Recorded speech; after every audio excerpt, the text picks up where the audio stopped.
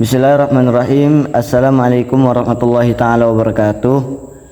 Di sini kami akan membuat sebuah tugas berbentuk video, yaitu tentang menganalisis mengenai media pembelajaran PPKN dengan mengelompokkannya berdasarkan kebutuhan belajar peserta didik, yaitu visual, audiovisual, dan kinestik.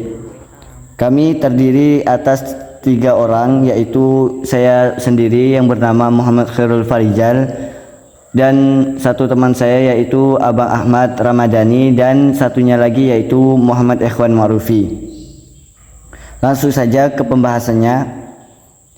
Media pembelajaran pendidikan Pancasila dan kewarganegaraan yang didesain berdasarkan kebutuhan belajar peserta didik, visual memiliki peran penting dalam meningkatkan pemahaman dan keterlibatan peserta didik yang lebih responsif terhadap informasi visual.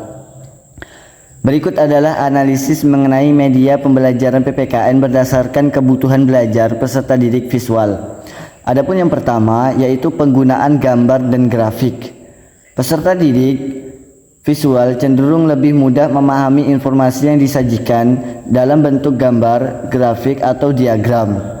Oleh karena itu, penggunaan gambar dan grafik yang menarik dan informatif dalam materi pembelajaran PPKN dapat membantu peserta didik visual untuk memahami konsep-konsep abstrak yang lebih baik. Adapun yang kedua yaitu infografis dan diagram. Media pembelajaran PPKN yang berupa infografis atau diagram dapat menjadi pilihan yang efektif untuk memvisualisasikan informasi kompleks secara visual. Infografis yang dirancang dengan baik dapat membantu peserta didik visual untuk mengaitkan konsep-konsep yang diajarkan dengan gambaran video atau dengan gambaran visual yang lebih jelas dan menarik.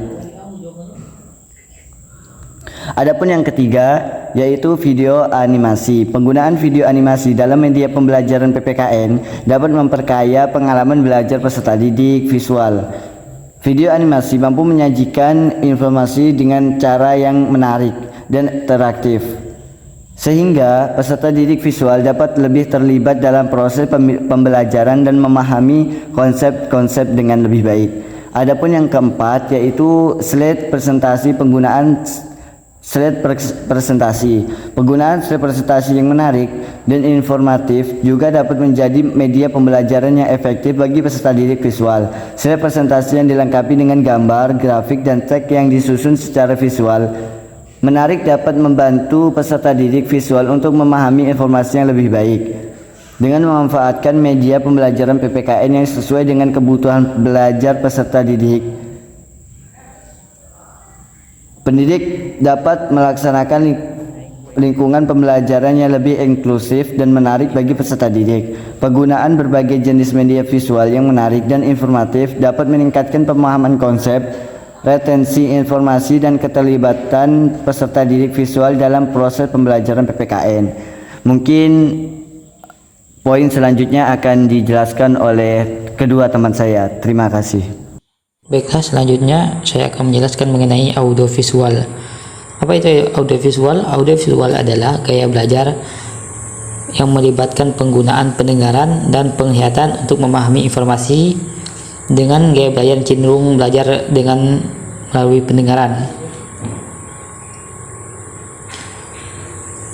Strategi dalam pembelajaran audiovisual yaitu memanfaatkan video dan rekaman suara.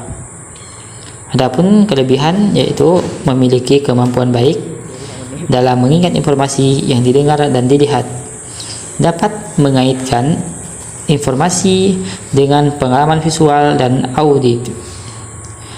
Adapun kekurangan dari audiovisual, yang pertama itu mungkin kesulitan dalam memahami informasi yang disajikan dalam bentuk tulisan.